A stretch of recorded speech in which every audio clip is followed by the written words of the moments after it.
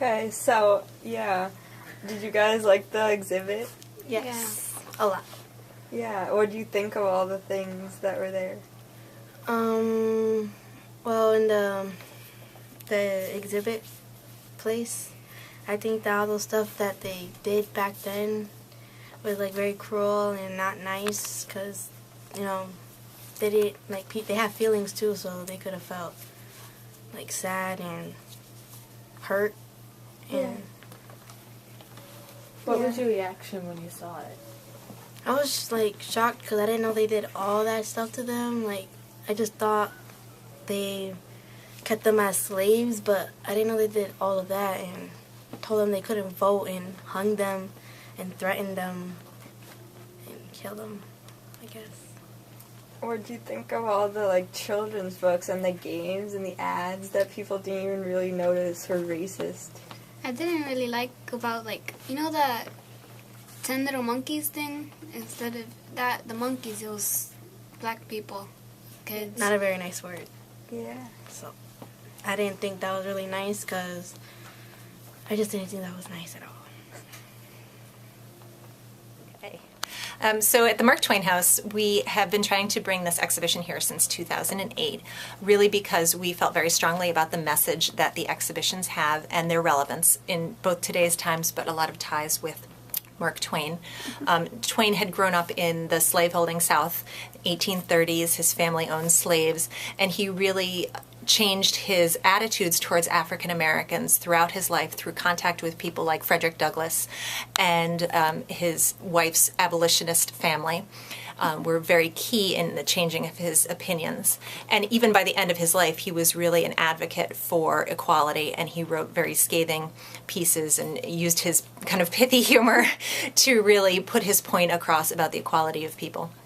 And so there's a lot of ties between Twain's life and the evolution of his thoughts with the Hateful Things exhibition that we brought from the Jim Crow Museum at Ferris State University, because the Jim Crow Museum's exhibition, Hateful Things, is really trying to start that dialogue with people and using this imagery that's really difficult to look at and difficult to see, difficult for people to explain even to themselves, and really open a dialogue about what these images mean to them, if they have a historical perspective on it, like they lived through it as a child, or also just having seen it for the first time, their kind of gut emotional reaction.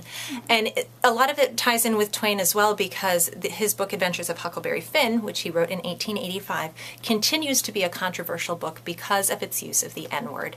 And it's been banned almost every year since it was published, and continues to have schools question whether they should have it on reading lists or whether they should have it on alternate reading lists or whether they shouldn't use it at all. And it's something that we deal with almost every day here at the Twain House. So having both the Twain side showing his evolution and the Hateful Things side trying to start this dialogue on a topic that is still incredibly relevant today meant a lot to us, to be able to use kind of these historical artifacts to talk about the history, which also helps inform our present and our future. You had mentioned in the opening comments that this has been a long time process. Yes. Everybody's saying it's finally here. Yep. What was that process? There was a lot of issues with bringing it to start off with. Some of them were financial for the museum. in the 2008 time period, we were undergoing a period of financial instability. And so we weren't able to bring in a traveling show per se. So that was one. Also, we had funders question why we were doing it. The same kinds of things that people are questioning, why are you bringing this here? And now we're in a place, financially, that we're able to do it, which is great. We're financially solvent and we love that.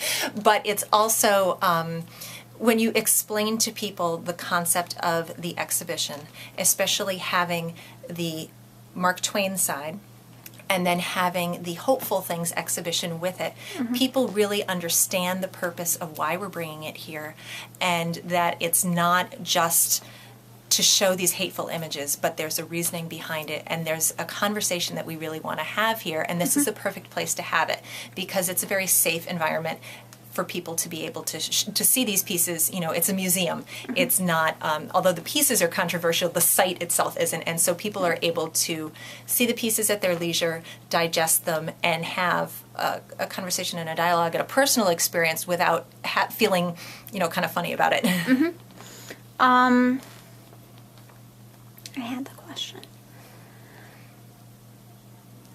From an educational standpoint, I know Craig Hopkins was pushing the education. Yes. What kind of programs are you guys? We have a school program that is developed. First of all, I should say that the exhibition really isn't intended for children under the age of 13. So most of our educational program is, late middle school or high school, definitely related, or older. College, of course, is fine. But he has worked with a group from the University of Connecticut, interns. Craig himself was actually a teacher for about 35 years. So he's got a great background in this. And they've developed a program where the kids come in and they can look at some of the images. You take kind of a section of the exhibition and what images had the most impact on you, what surprised you most about them. So asking some thought-provoking questions so that they can start this conversation. Every group would come in and would take a different section and then kind of talk about it in front of the other groups. So they have developed that to be able to do it. We're also working with the Hartford ELL students, the English Literacy Learning students, on a second part of the Hopeful Things exhibition. And what that is they're going to be doing an art and writing contest.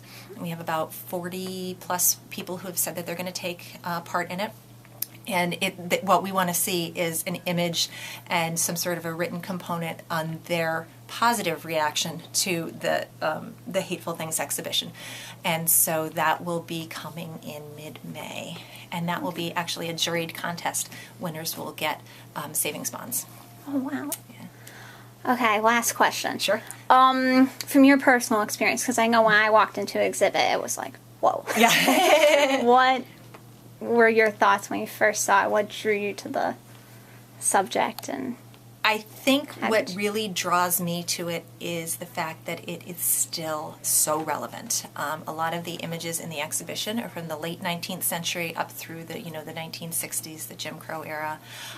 There are definitely some more modern images that we've tried to bring in, but it is still incredibly relevant.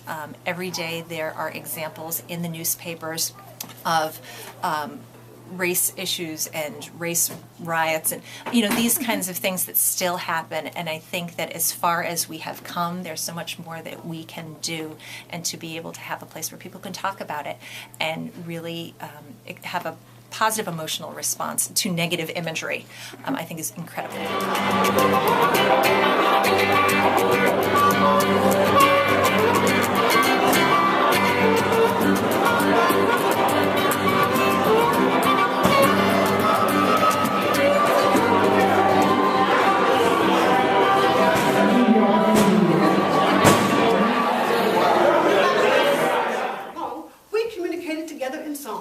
We were always singing from morning till night. Most white folks didn't know that coded messages were woven into those songs. Now, it was early evening, and I decided to leave that night. I had just finished up milking for my mother so she could retire early when Dr. Thompson came riding by. So with the master watching me, I walked calmly, bowing as I passed him. And as I passed the big house where my brother's wife Mary worked, hoping she'd hear me, I began to sing. I'm sorry I'm going to leave you, very well, very well. I'll meet you in the morning, very well, very well. I'll meet you in singing, fare ye well, fare ye well. I'm bound for the promised land, fare ye well, fare ye well. On the other side of Jordan, fare ye well, fare ye well. I'm bound for the promised land, oh farewell, oh farewell. My father had shown all his children where the North Star was in the sky. I'd follow that star walking barefoot in the woods all night long, carrying my walking stick to check for roots, holes, and traps.